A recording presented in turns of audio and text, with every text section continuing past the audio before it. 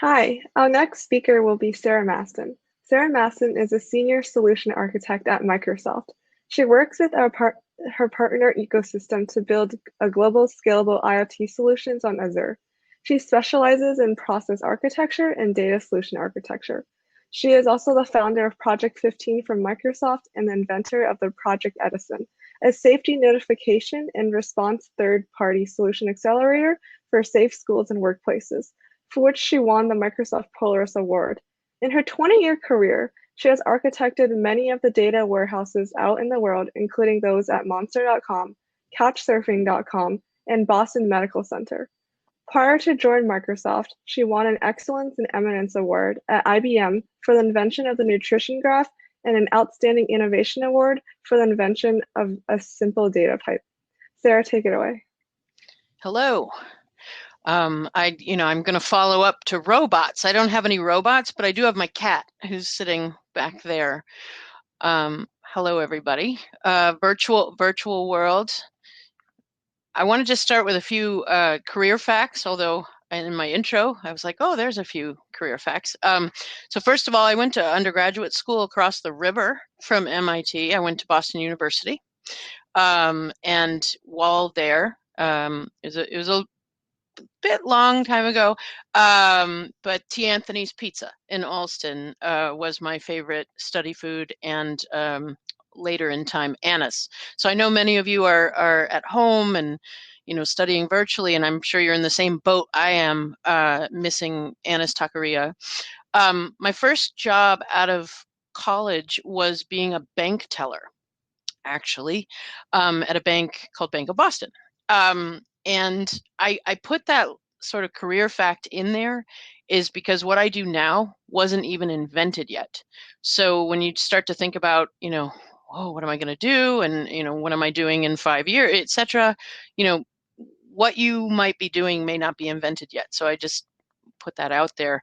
I've done some big data warehouses in the world, as mentioned. I lived in Boston for about 20 years. Now I'm in Washington State.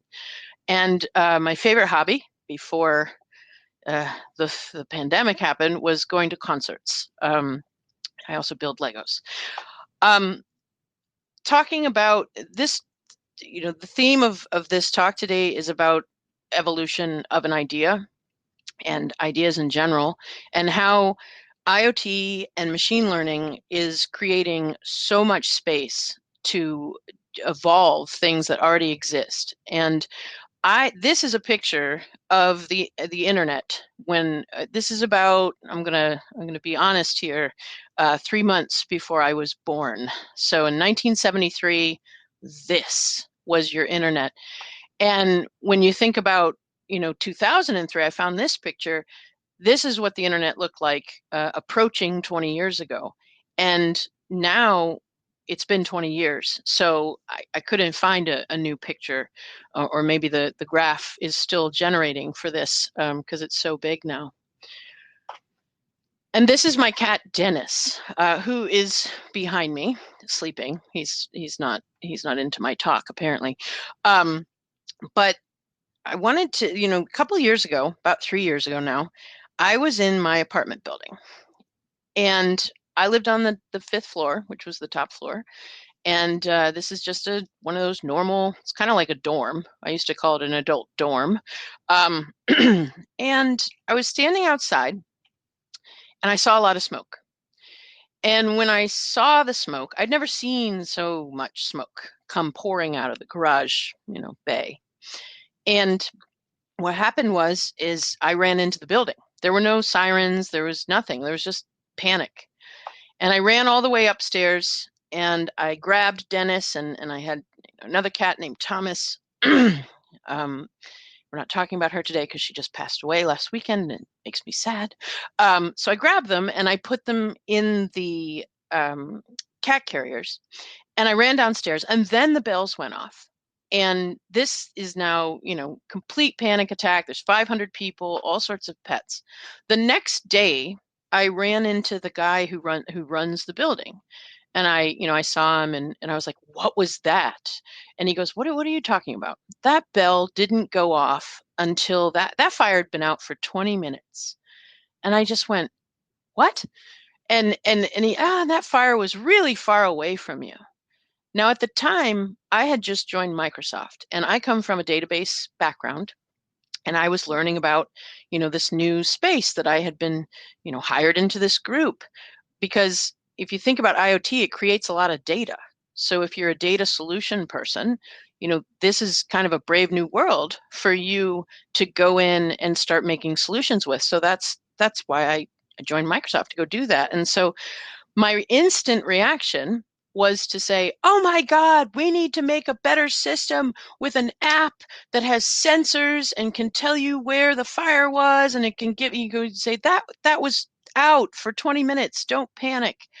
2 days later, I was sitting on Microsoft campus, and there was a news media alert came in through my machine, and I was in building 20, which Microsoft campus is ginormous.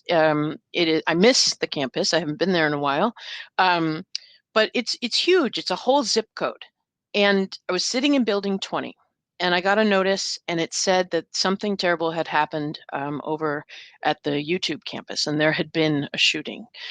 And I thought to myself, if that had happened on my campus, I could be very far away from the event and I wouldn't know it because I would just be confused and scared and looking for a hashtag. And I said, there has to be a better way to communicate within an emergency.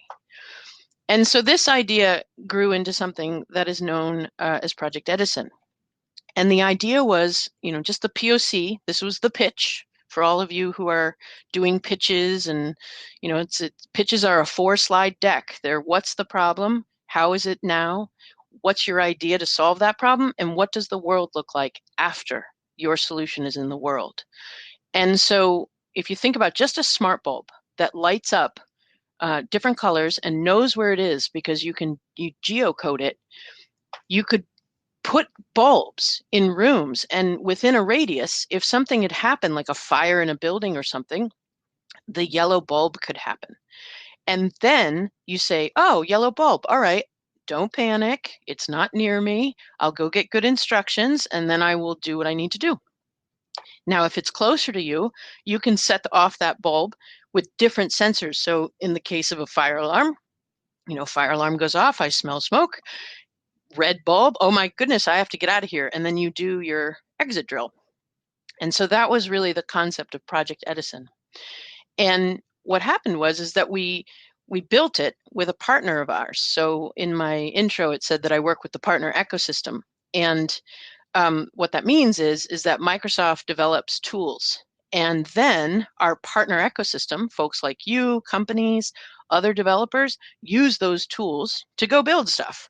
And so a company called Insight turned this idea into a safe schools solution. And in 2019, it was announced that in Houston, they were going to leverage the system that was built upon that idea. Now, at the same time that happened, the announce of the system and what they were doing over there at Insight, I happened to meet somebody who had a solution called TrailGuard AI. And this obviously doesn't look like someone who lives in an urban setting. And as someone who had gone around the world talking about safety, safe schools, safe workplaces, safe retail, safe factory, you name it, safety, I was talking about it. This I never even thought of. I never thought, what about safe parks? And what happened is I started drawing. So this is the actual first picture that I drew, where I had this aha moment that this was the same use case, that this was a population of, in this case, animals, beings, that lived in a place that you wanted to stop somebody from hurting them or make them less impactful. And then you wanted to talk to people to come and bring help, the rangers in that case. And so it was on a vastly different scale and it had vastly different challenges, but it was pretty much the same use case. And when you thought about it, here's Project Edison and how it applies to anti-poaching. But when you kept thinking about it, you think, what about retail? how many systems do we have that prevent shoplifting? And what's the real difference between shoplifting a shirt out of a store and shoplifting an animal out of a park? And weren't these really just the same use cases? And that's a pangolin, for those of you that don't know. I learned about the pangolin when I first started this project and met another scientist. And it's really cute. It's like a little scaly anteater. But this is actually the most trafficked and poached animal in the world. And we lose one of these animals every 5 minutes. And so when you think about IoT solutioning, and for those of you who are going to attend Daisuke's session a little later on today, he's going to get into the different bits and pieces here and do a workshop. But each of these pieces, depending on what you are studying or focused on, you know that each of these pieces is a whole career. There's a professor who has studied one of these for 20-25 years. And when you start thinking about each one of these, this is not easy. And so a year ago, I had lunch with my boss, normal lunch, going out, having lunch, and it was noon. And I said to his name was Carl, and I was talking to him. I met Eric, who's the TrailGuard AI guy, and I'm telling him about it, and I'm like, yeah, but do you know how many elephants have been poached today? And he said, no. And I went, well, 3 since we sat down to lunch, and 2 in the time that I give this talk. And he went, oh my God, go. Like whatever you're doing, I don't know what this is, but whatever you're doing, just go and figure this out. And I said, okay. So they gave us the support, and marketing gave us the funding to make a video. And so if you've seen the Project 15 video, this is a behind the scenes shot of Daisuke Nakahara, who's going to give the workshop later today when we were filming.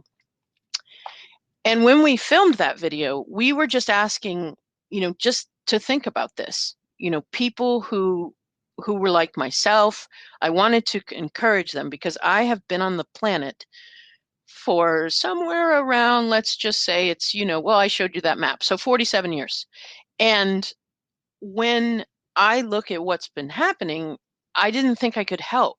And suddenly I realized I can help because I can help in my way. And we put up a website, which this was the first gen. If you go out to the website today, it looks a little different, but for scientists to call. And then when you think about it, it was a phone. And it's an old phone, I know, but I did mention I'm from the 70s. So it was a phone, and we didn't know if anybody would call, to be quite honest with you. But we were willing to try. And some ideas, it's worth a try, even if you fail. And so that's kind of my mantra, and I use it with my son is, the path to success is paved with failure. And sometimes you'll have an idea and some people will be like, oh, you're nuts, or they'll give you a hard time about it. But somebody is going to say, huh, I see where you're going. And you got to find those people. So the first people that called is the Red Panda Network, one of the first. And they said hello. And I learned all about red panda. This is an adorable little animal, and there's only about 200 or 2,500 of them left in the wild. They live at the base of the Himalayas. And so I started meeting with Daisuke and myself. We would meet with these they're called NGOs. So if you hear me say NGO, that's code for nonprofit. So we were meeting with them, and so learning their processes and bringing our commercial processes into this space, which is really what Project 15 was about when it started. The second group that we started talking to was called Zambezi Project, the Zambezi Partners. And this was a group of technologists who had done well in their career, and some folks from the entertainment industry that had pooled their resources to invest in an area of Africa, which is an elephant corridor. And they wanted to build a protection system for it.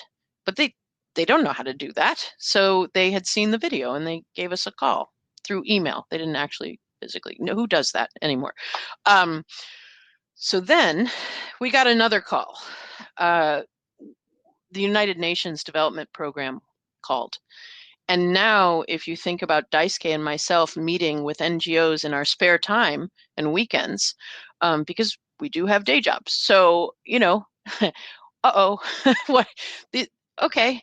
So the Small Grants Program, the GEF Small Grants Program, is a program that works in 125 countries. They have many, many, many, many projects. I forgot to put the URL. But if you look them up, they're a fascinating organization and they support projects that go from urban sustainability, so smart cities, in other words, and they go all the way into biodiversity, land management, and they do a lot of work with community enablement. So when you think about, some of these projects, when they go in there, you're also educating a community in technology, etc. So they're a fascinating organization, and I highly, if you're interested, just give them a look. So when we started meeting, so with the small grants program, they picked 3 projects for us to pilot with, because Daisuke knew we had to get to scale. And we started taking notes, or I definitely started taking notes and on the process, because I'm a process architect. And if you don't know what that is, because that sounds like a job that you haven't encountered yet, you're probably already doing it. But this is when you're mapping all those business processes. You're, where does the data come from? What do you want to do with the data? And then, etc. So that's all the data processes, and then the behavioral processes of people interacting with an application, or a device interacting with an app, or a robot. Call out to the. I wish I had that robot still. Okay, so so one of the problems was the catch-22. I know what to do if I get the data. I'm a data scientist. I have a PhD in, let's say, red pandas, but I don't know how to set up a full-blown, system to manage the camera to bring me more data. So that's a problem. Building your own device or your own POC. I don't really have a lot of cloud expertise, might be the problem. You're just deep in one area again. What if you are what we called a small fish? Now, there's lots of people, I'm one of them, that's very bad at standardized tests. So, the entry into graduate school or PhD programs was very limited for somebody like me. But that doesn't mean I can't have a good idea, right? So if somebody has a good idea, but maybe there isn't really a grant for that, or they haven't found it yet, that was something we were meeting as well. The pit of financial despair is a little bit different than the pit of financial despair when I was younger. But this one is I'm using my money to build the wrong thing. And so, I was using my money to go out to restaurants too much once upon a time and not learning to cook at home. So that same problem, but this is the original spirit of Project 15. How can we help you? As what commercial devices do we have? Showcase solution. I'm doing it for a research paper, but wouldn't it be great if it could be a repeatable solution out in the world? Or perhaps there was a partnering with a bigger company, and then it kind of was like, marketing event or something, and then it didn't get implemented wide scale. And then myopic build. So I don't know how to scale this out. I know how to do it on my own machine, but I have no idea how to push that out and then have people sign up to use it. And these are problems that we see with different words out in the commercial space as well. These aren't new problems. It's just a different take on them. And so these were the roadblocks. So now we have a new problem. We need to get to scale. And again, we at Microsoft have a partnering model. So if let's say there's a company that has a cool app or does something, or it's a fancy camera that can tell how many people are in line, well, we will partner companies together. And COVID occurred around 6 months into the Project 15 project. And what that means is that IoT people like myself, like Daisuke, are very much in high demand. And we're creating all sorts of cool stuff for back to school, back to work, healthcare solutions, you name it. People are working on it. As you as you know. So we have a hackathon at Microsoft. It is a company-wide global hackathon. Last year it was in tents, which was really cool. They put up all these tents, and they give you a week to go find new friends. You post your project. This is what I want to build.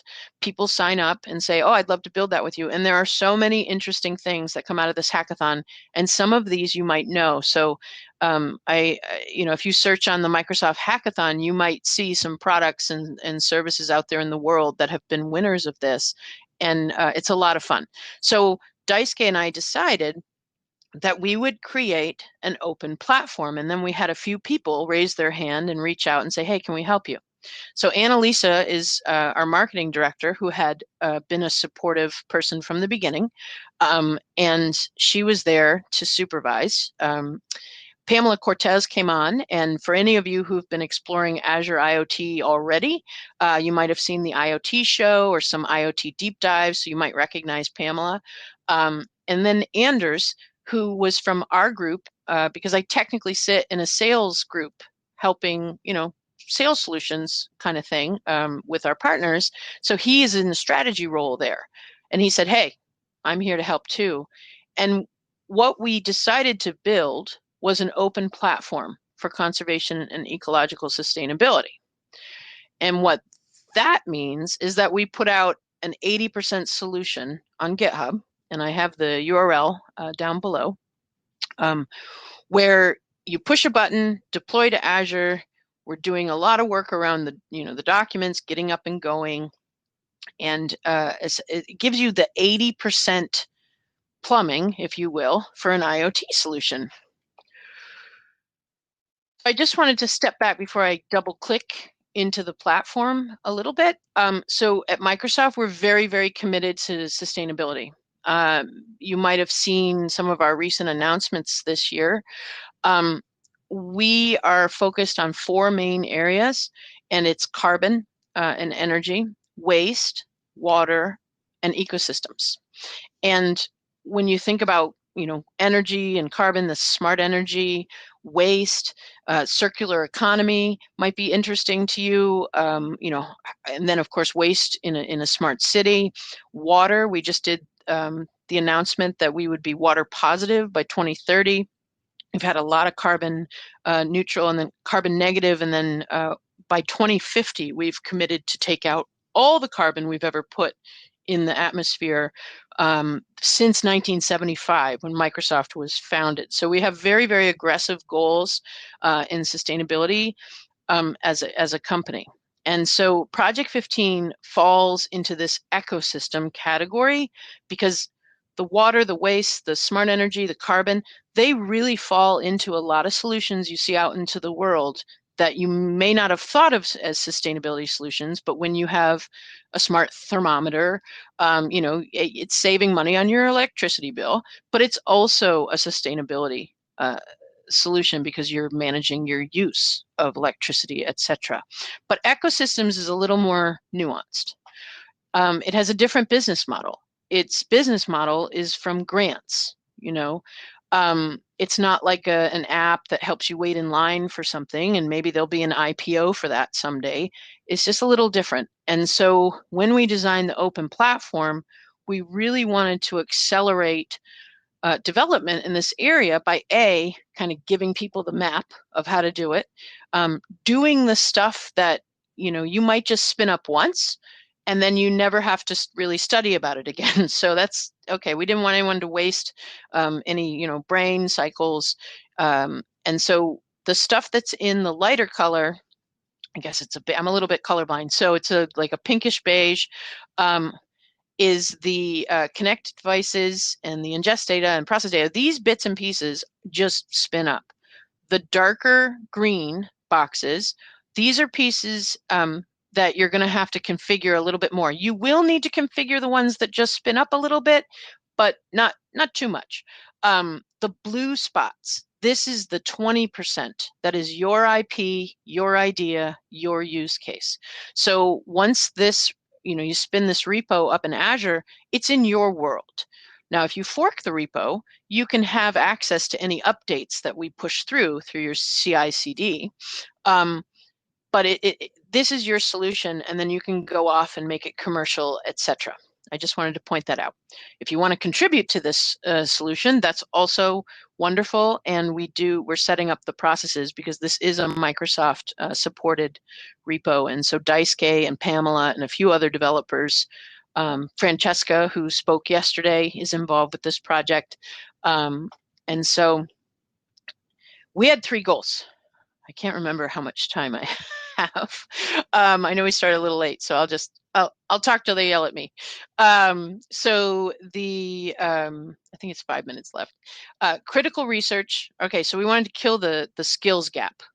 I mean, the skills gap is always going to be there for whatever you're doing, but we can help do that and then use other enablement materials that are out there, like Microsoft Learn. We're setting up a YouTube channel for Project 15 so that we can talk about use case scenarios, technologies that apply to this area, and then be able to send you to other places to go learn. So that's one thing we're doing.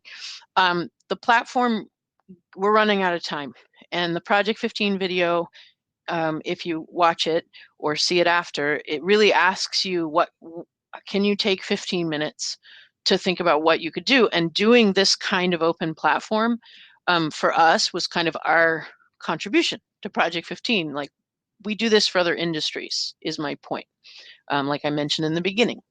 And we can't let them fail. And so the development costs is a reason for failure. And our hope is by creating this platform and getting people upskilled on IoT and connecting into Azure ML, which again, Daisuke is going to double click into in a couple hours. We're opening the door, hopefully, to a new group of developers that are learning IoT and not necessarily already very busy as specialists. It also opens up the community in terms of, this is open source. Students can use this. Professional people can use this. Professional scientific developers can use this. Anybody. And so on that note, I wanted to give some resources.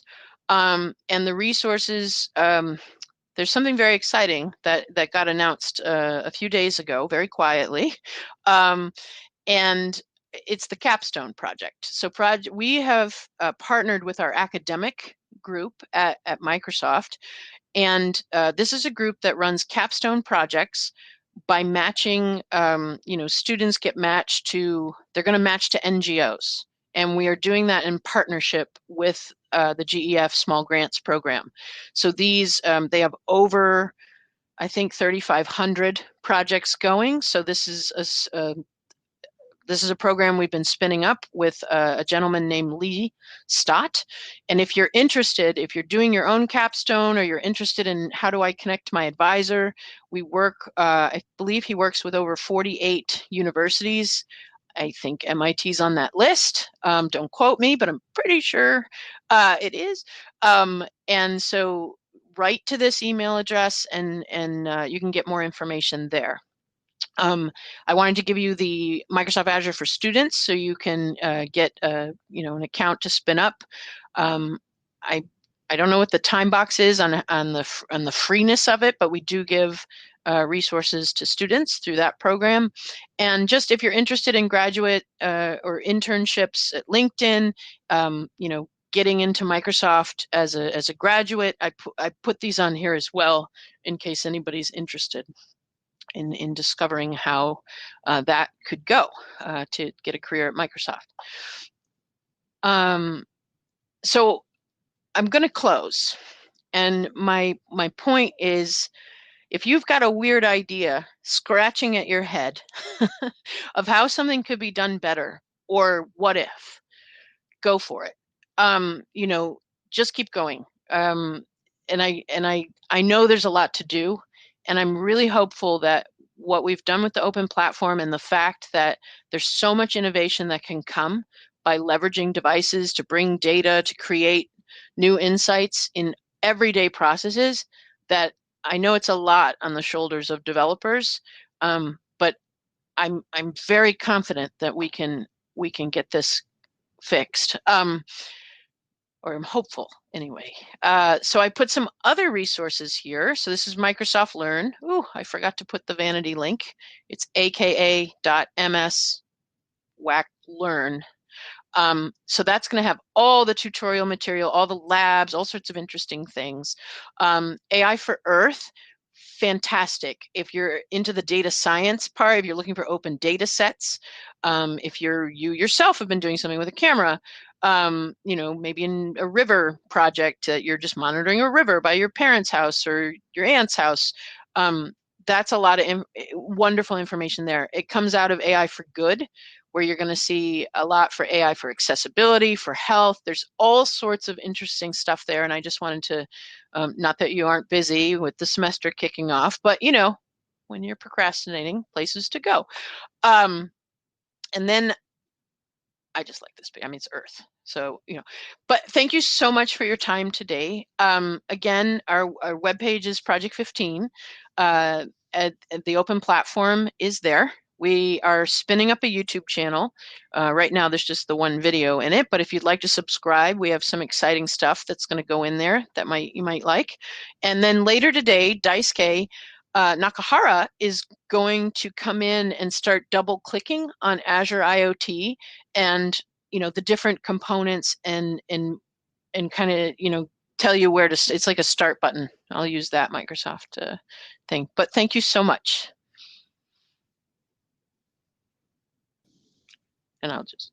Yeah, thank you so much for your presentation, Sarah. It was really full of insight, and we'd like to open the stage for any questions. So if anyone has any questions, feel free to drop them in the chat, and then I will channel them to Sarah.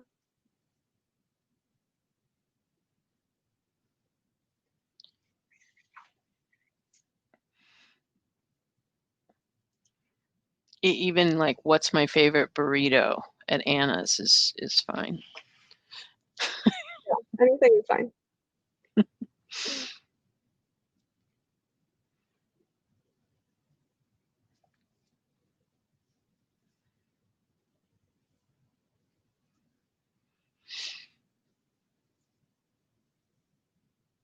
Is the cat still asleep? Oh yes, he's still asleep. What's your cat's name? His name's Dennis. We actually have a 9-week-old puppy who's in the other room. Everyone's gonna be like, okay, and now can we see the puppy? No, she's sleeping, but.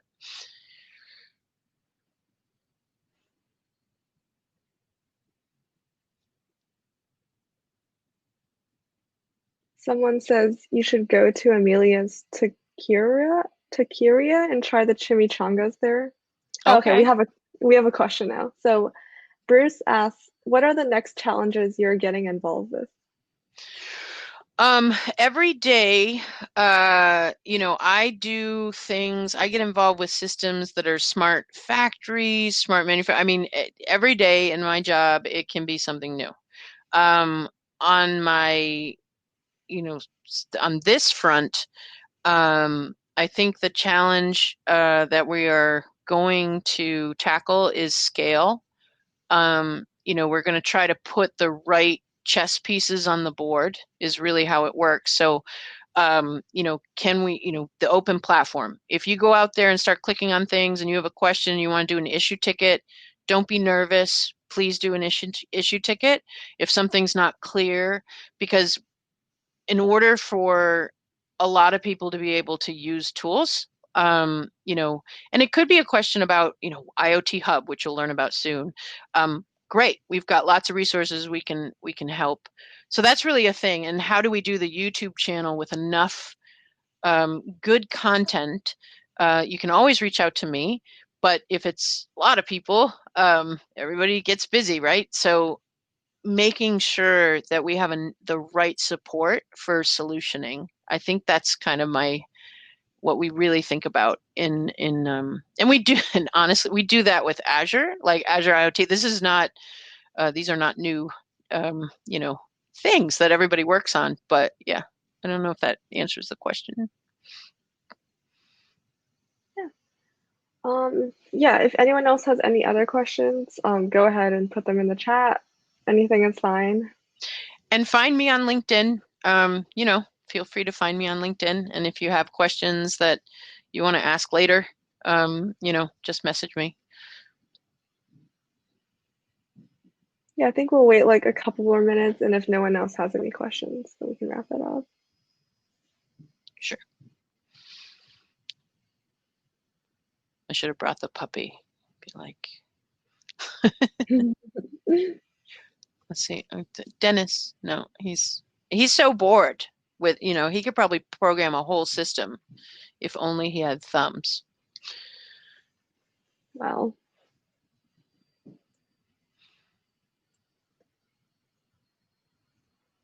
okay, so if no one else has any questions, thank you so much, Sarah, for your time and presentation today. Personally, I really loved hearing about it. I'm sure everyone else did too, but yeah, thank you so much. Thank you for having me.